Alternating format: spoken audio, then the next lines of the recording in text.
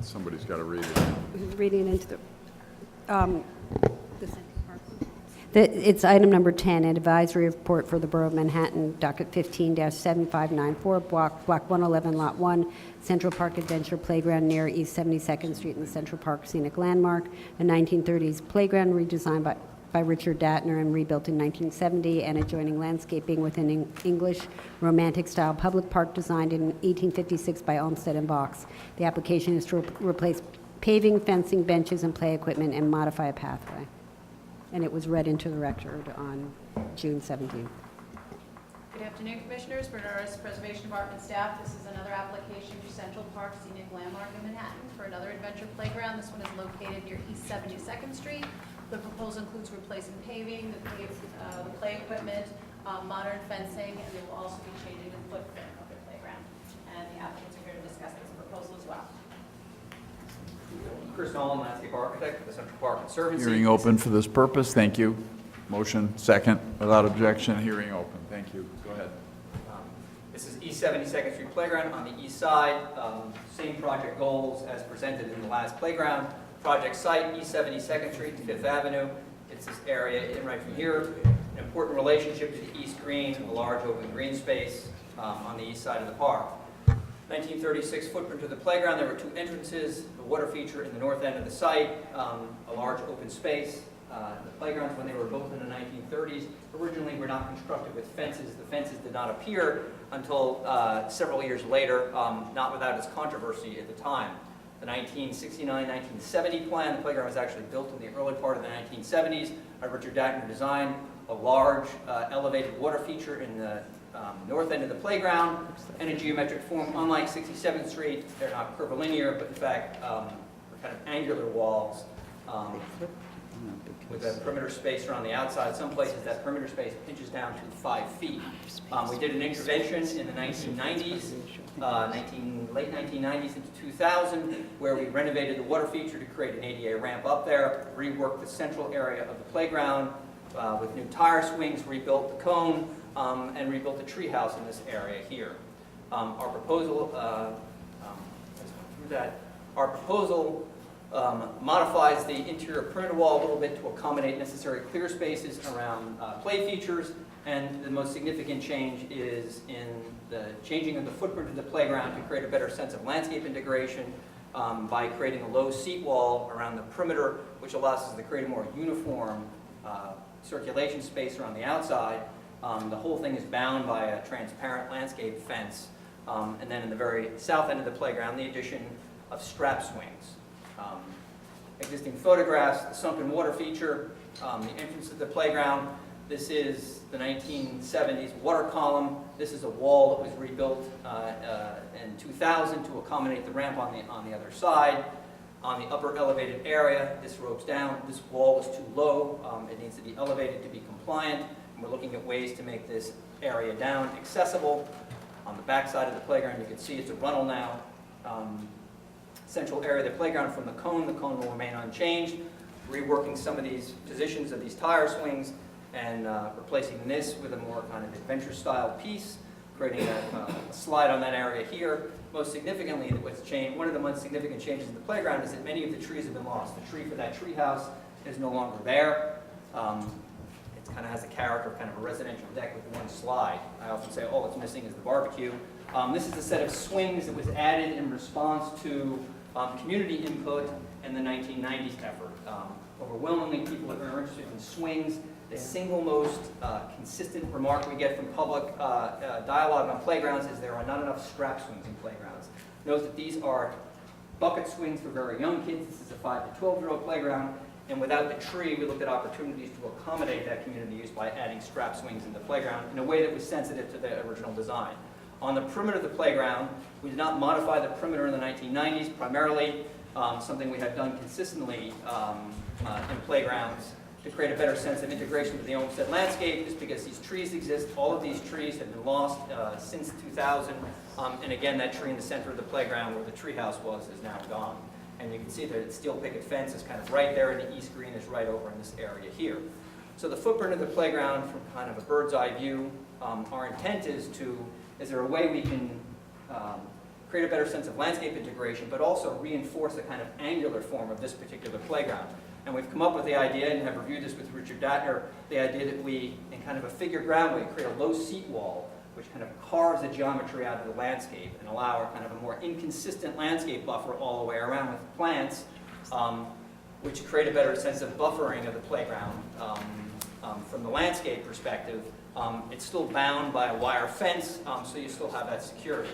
And the illustrations, I think, as we get into it. This is the current configuration, the path, that narrow landscape margin with the 5-foot steel picket fence.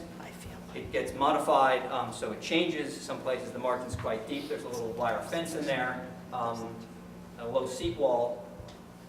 We actually reduced the footprint of the playground by about 1,800 square feet, restoring some of that to landscape, and you can see there's an inconsistent margin, so that view as you move on this path, you can kind of note, it blends in better. It's an image of our landscape fence. We have successfully used it in a number of playgrounds already.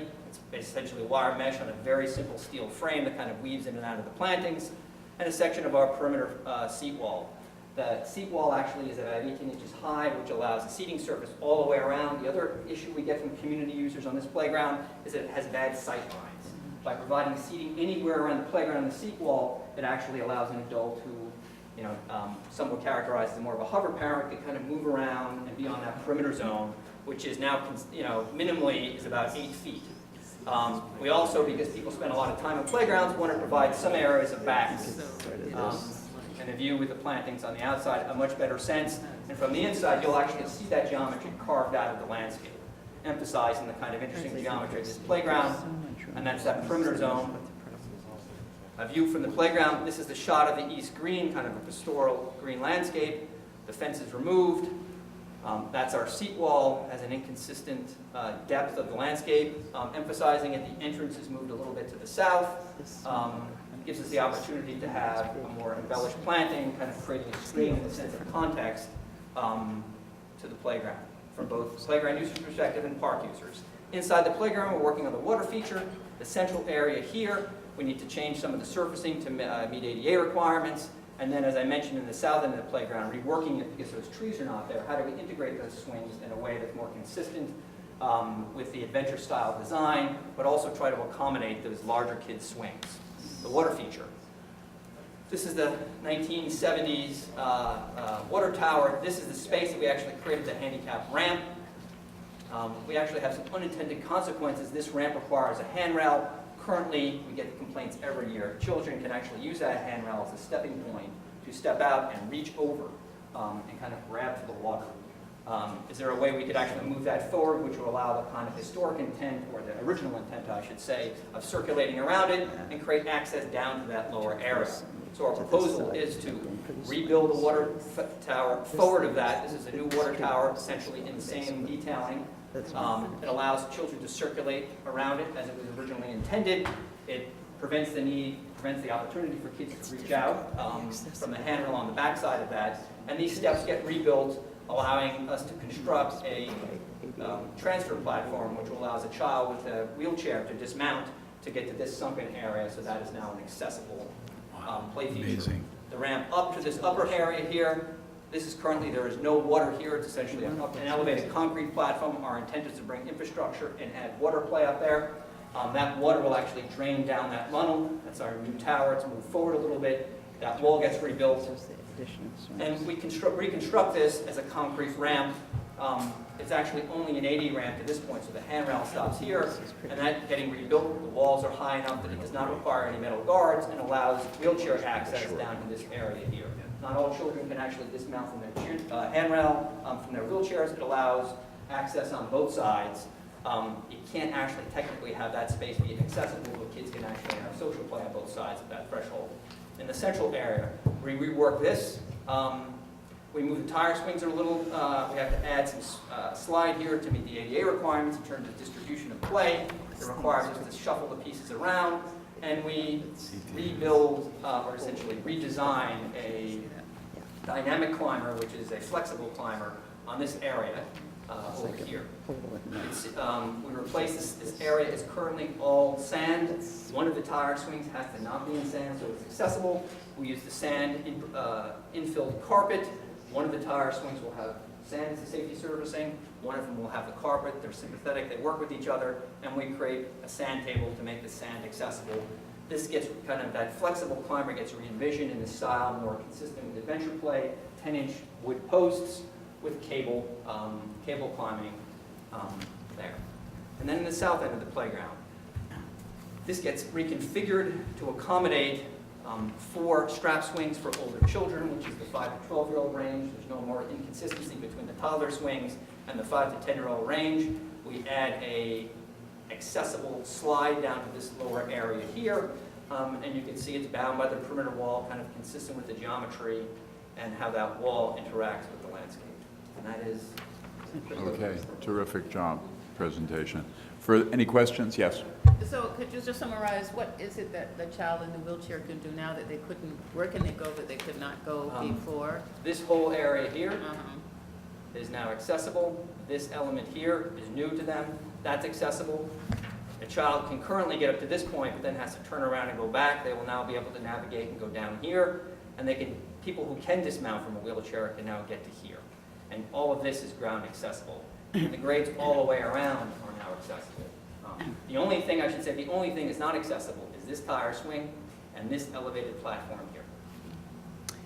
Just for a second, just focus on the things that you had to remove. I know with the increased size needed around swings that you need an awful lot of space under safety requirements, national safety requirements. And just indicate what actually had to be taken out To that was in accommodate the the... swings, the primary thing that has been removed is the tree house. Yeah, okay, thank you. But it's Okay, so we'll go to testimony. Took Whoever wishes, I know some testimony on the earlier item incorporated testimony on this, but whoever wishes to come up again may do so. Either Max. You've got this. Max Yeston, Landmark West. Again, architect Richard Datner's East 72nd Street Playground is significant in that it illustrates the evolution of the American playground from isolated programmatic equipment to a design in which the total environment is integral to play and where the landforms and tactile elements encourage children to explore, engage in communal interaction and cooperative play, and superimpose their own creative meanings onto the space. We understand that, as with other playgrounds, the forms and water feature must be adapted for ADA accessibility and safety standards, and we believe the CPC has produced a sensitive design that respects the area's interactive nature. That said, our committee feels the proposal could be improved to be more in keeping with Datner's original concept and the park's history, while allowing all children to experience the playground. Our committee has reservations about removing the perimeter fence, as the intermediate space it creates is significant to the playground's history. Removing the current fence would ignore the original lozenge shape of the 1930s playground. Additionally, Datner's space between the fence and inner playground served as an important function for picnics or for children to circulate on bicycles or scooters.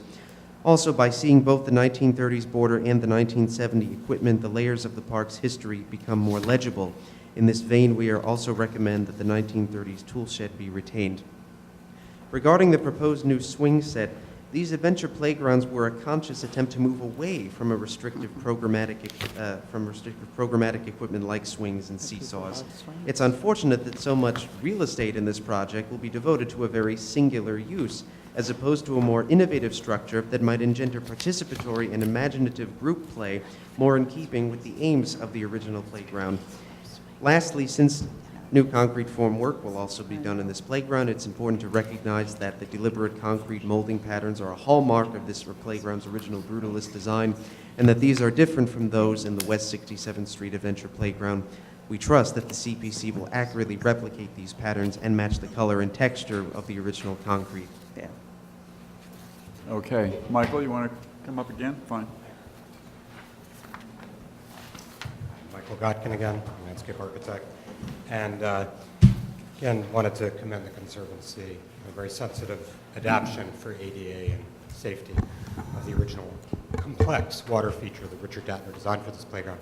I do, though, share concerns with HTC and Landmark West about the removal of the original perimeter fence. This fence roughly approximates the 1930s shape of the playground, and this is the context in which Datner designed his playground. If you will, it's the constraint he worked against.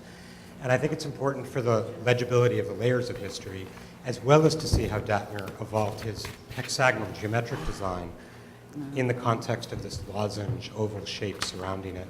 Additionally, as Max has just said, it provides some functional use in that it provides a little broad area, a buffer, between the play space and the outside of the playground. I'm also concerned about how you'll be able to see the playground from the path.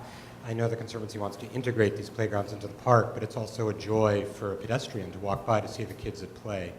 And I would not want it to be screened to the point where you wouldn't be able to see inside it. My next comment is about the swings.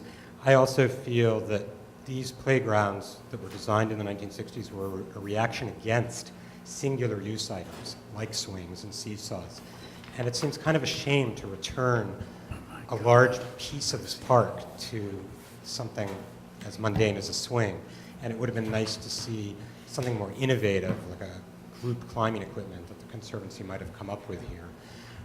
So that's basically my comment. It's about the perimeter fence Okay. and a large amount of area being devoted to swings here.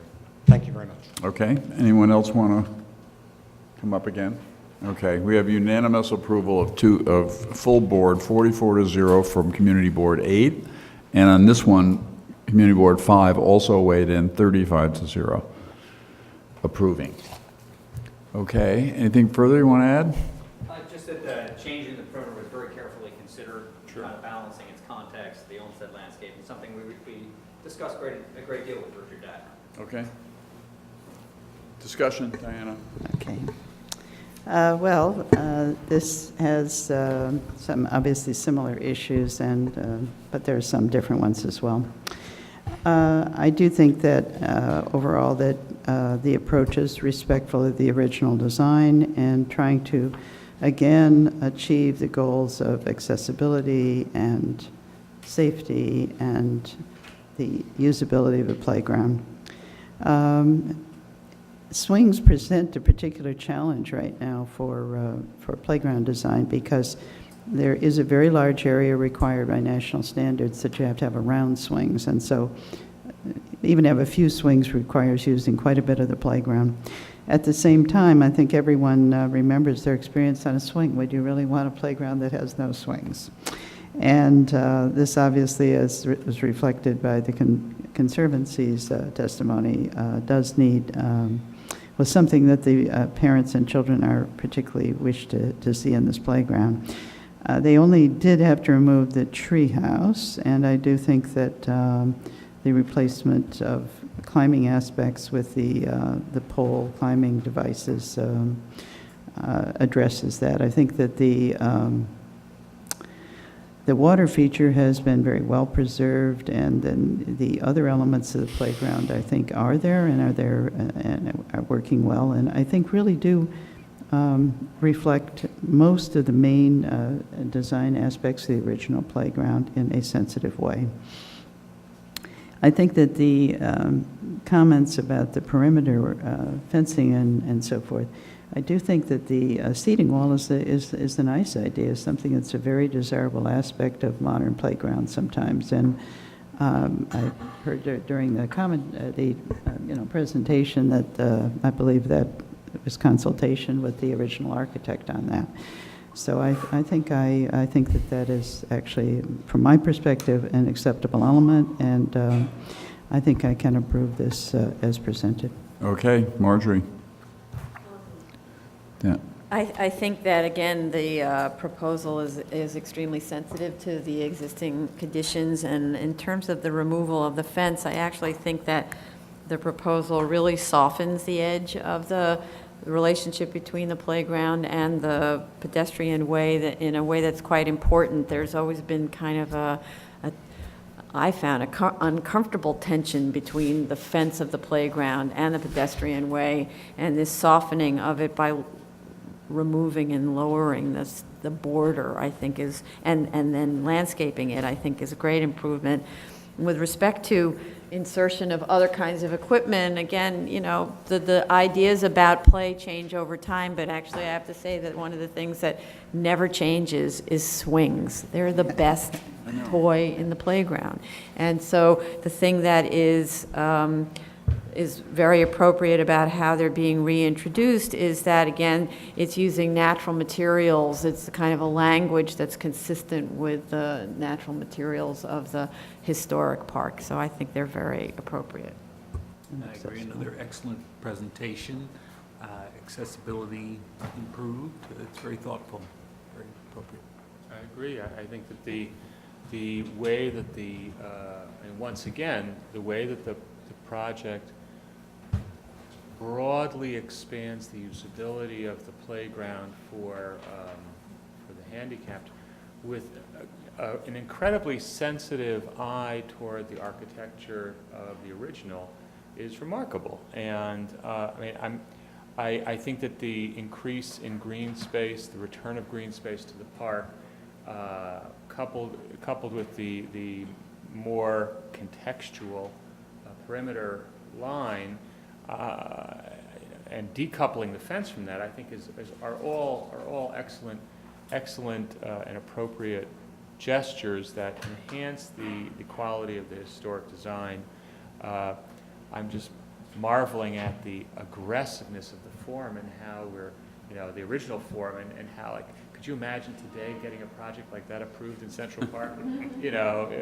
Give me a break. It looks, it has such a kind of 70s spaceship feel to it, that whole agglomeration of shapes. It's just great. And I think that it's being handled with such respect. I mean, the reuse, the articulation of the tower again, the sensitivity to how it was meant to be experienced, the reuse of the concrete. All good things, all good things. And the only thing I would just suggest is that if it were possible to get a wheelchair under that bridge, you'd have made a home run. Michael? Yeah, I agree with those statements. I think this is a perfect compromise in retaining enough of that earlier design to make it worthwhile. And my feeling about getting rid of that perimeter fence is that it helps to reintegrate this into the larger context of the park. I agree with everything. I just want to add one thing. The importance of getting the concrete mixture right, meaning exactly how Datner had it, is as critical to this change, or series of changes, as it would be in a federal house to get the mortar right and the bricks right. It's that important. And doing it badly is going to be awful. So I'm sure you're going to take great care to do it. And I just want to say thank you for consulting Richard Datner, and I rest better thinking that the change of the surrounding perimeter of this playground, which is a little bit more aggressive than the first one in terms of change, I rest well thinking that Richard has weighed in on this and approves the approach. I think that while it still has the spirit of the first, of the Richard Datner playground design, that it does lose a little something just in terms of all of the different areas where you could have done something. I think that those are reduced. But I think that maybe that is the cost for making or doing a playground as similar to that, which you can do, that is more accessible. And so I think that for those reasons is good. And I think that the perimeter fence movement is actually good, but it's only maybe something you can see over time or appreciate over time, because it is a big change. But I think that that's a change that people can see quicker. Okay. Totally appropriate, echoing the comments around this table to that effect. And as a non-hovering grandparent, to follow up on what Marjorie said, whenever I take a child to a park, there's a beeline to the swing. So whatever that anecdotal, and I love the word of hovering, the concept of hovering parent. So I'm adopting it, whatever. Okay, so advisory report positive, and close the hearing for that. Motion second, and Diana, please, if you would, number 9. In the matter of an 10, right? 10, excuse me, 10. In the matter of an advisory report, Borough of Manhattan, 157594 Central Park Adventure Playground near East 72nd Street, Central Park Scenic Landmark. Block 1111, Lot 1, a 1930s playground redesigned by Richard Datner and rebuilt in 1970, and adjoining landscape within an English Romantic-style public park designed in 1856 by Olmsted and Bow.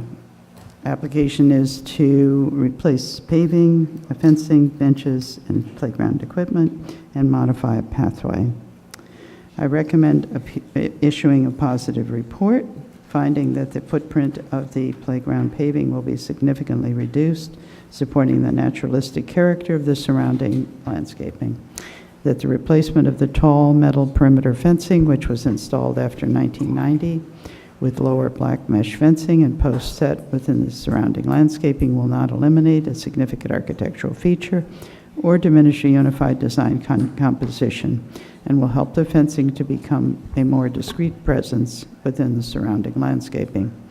That the geometric footprint of the paving will be compatible with the design of the playground and will not be easily perceptible in conjunction with the naturalistic forms of the adjoining landscaping when viewed from the surrounding parkland.